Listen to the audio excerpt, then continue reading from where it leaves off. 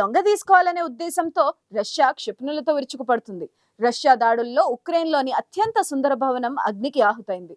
ఒడెస్సా నగరంలోకి Harry Potter కోటలో ఉండే విద్యా సంస్థపై రష్యా క్షిపణితో దాడి చేసింది. ఈ దాడిలో 5 ప్రాణాలు కోల్పోగా మరో 30 మంది గాయాల పాలయ్యారు.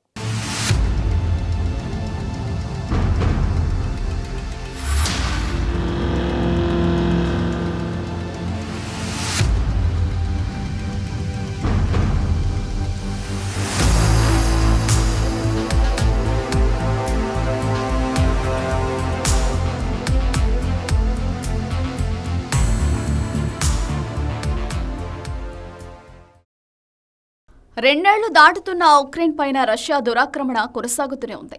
ఇప్పటికే ఉక్రెయిన్లోని పలు కీలక నగరాలను స్వాధీనం చేసుకున్న రష్యా మరిన్ని ప్రాంతాలను చేజెక్కించుకోవాలని ప్రయత్నిస్తోంది. ఈ యుద్ధంలో వేలాది మంది ప్రాణాలు కోల్పోగా లక్షలాది మంది ఇతర దేశాలకు వలస వెళ్లిపోయారు. 2 దేశాల మధ్య యుద్ధం ప్రారంభమైన సమయంలో రష్యాకు ధీటుగా ఉక్రెయిన్ పోరాడింది. రష్యా క్షిపణులను అడ్డుకుంటూ ప్రతిదాడుల్ని చేసింది. అయితే రాను రాను ఉక్రెయిన్ సైనికులు చనిపోవడంతో పాటు ఆయుధ సంపత్తి తగ్గిపోవడంతో రష్యా దాడులను పెంచింది. అయితే ఉక్రెయిన్పై రష్యా దాడులను ఉధృతం చేయడంతో అమెరికా, బ్రిటన్ సహా నాటో దేశాలు ఉక్రెయిన్ అండగా నిలిచాయి. అంతేకాదు సైనిక సహాయంతో పాటు అత్యాధునిక ఆయుధాలను ఉక్రెయిన్కు సరఫరా చేస్తున్నాయి. దీంతో ఉక్రెయిన్ మళ్లీ యుద్ధంలో పుంజుకుని రష్యాపై తిరగబడుతోంది. ఈ నేపథ్యంలో రష్యా ఉక్రెయిన్లోని ఓ విద్యా సంస్థపై దాడి చేసి ధ్వంసం చేసింది. నల్ల సముద్ర తీరంలోని ఒడిశా నగరంలోకి హ్యారీ పోటర్ కోటగా ప్రసిద్ధి చెందిన ఓ విద్యా సంస్థపై రష్యా క్షిపణి దాడి చేసింది. ఇందుకోసం ఇసికందర్ క్షిపణిపై క్లస్టర్ వార్హెడ్ ను అమర్చి మాస్కో ప్రయోగించినట్లు అనుమానిస్తున్నారు. ఈ ఘటనలో 5 చనిపోగా మరో 30 మంది గాయపడినట్లు ఉక్రెయిన్ అధికారులు ప్రకటించారు. ఈ క్షిపణి పడిన చోట నుంచి 1.5 కిలోమీటర్ల వరకు శకలాలు పడినట్టు అధికారులు తెలిపారు. ఈ దాడితో ఆ ప్రాంతంలోని 20 భవనాల వరకు దెబ్బతిన్నాయి. ఈ దాడికి సంబంధించిన చిత్రాలను ఉక్రెయిన్ ప్రాసిక్యూటర్ జనరల్ విడుదల చేశారు.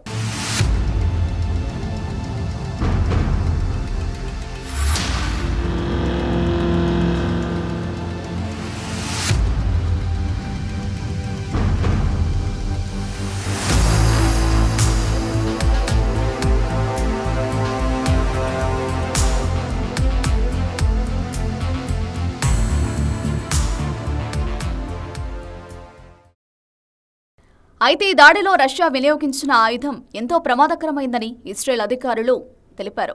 ఇది గణనీయమైన పౌర ప్రాణ నష్టానికి దారితీస్తుందని, ఈ దాడి జరిగిన ప్రాంతం నుంచి 1.5 కిలోమీటర్ల పరిధిలో మెటల్ శకలాలు, క్షిపణి శిథిలాలు స్వాధీనం చేసుకోవడం జరిగిందన్నారు. తమ దర్యాప్తులో భాగంగా వీలైనంత మంది యుక్రెయినియన్ పౌరులను చంపేందుకు రష్యన్ సాయుధ దళాలు ఈ ఆయుధాన్ని ఉద్దేశపూర్వకంగా వినియోగించినట్లు తేలిందని తెలిపారు. ప్రస్తుతం ఈ ఘటనపై విచారణ జరుగుతోందని, శాంతియుతమైన ఉక్రెయినియన్ నగరాలను ధ్వంసం చేసేందుకు ప్రయత్నించే వారిని కనుగొని తప్పకుండా శిక్షిస్తామని హెచ్చరించింది. రష్యా ఉక్రెయిన్ నగరాలపై దాడులు చేస్తుండటంతో అక్కడి పరిస్థితులు దయనీయంగా మారాయి. ఉక్రెయిన్లోని 2వ అతిపెద్ద నగరంగా ఉన్న కర్కీవ్ పైన రష్యా దాడులు చేసింది. రైల్వే లైన్పై రష్యా గైడెడ్ బాంబుతో దాడి చేసింది. ఈ దాడిలో 1 ప్రాణాలు కోల్పోగా పలువురు గాయపడ్డారు. నాటో దేశాల సహాయంతో ఉక్రెయిన్ ప్రతిదాడులు చేస్తోంది. తాజాగా క్రిమియాలోని తమ ఎయిర్ డిఫెన్స్ వ్యవస్థ కొన్ని క్షిపణులు, డ్రోన్లను గాల్లోనే ధ్వంసం చేసిందని రష్యా పేర్కొంది.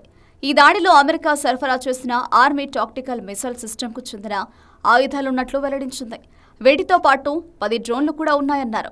ఇక రష్యా ఆక్రమిత డొనెట్స్క్ నుంచి తప్పించుకుని 97 ఏళ్ల వృద్ధురాలు తమ ప్రాంతానికి వచ్చిందని ఉక్రెయిన్ సైన్యం చెప్పింది. ఆమె పేరు స్టెపనోవాగా వెల్లడించింది.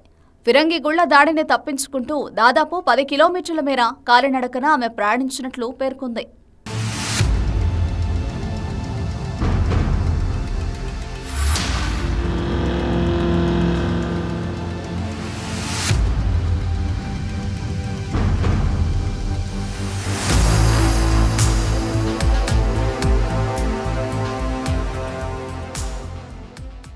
ఇటీవల కాలంలో దాడుల విషయంలో కొంత వెనక్కి తగ్గిన రష్యా ఇప్పుడు మళ్లీ అతి భారీ స్థాయిలో దాడులతో విరుచుకుపడుతుంది.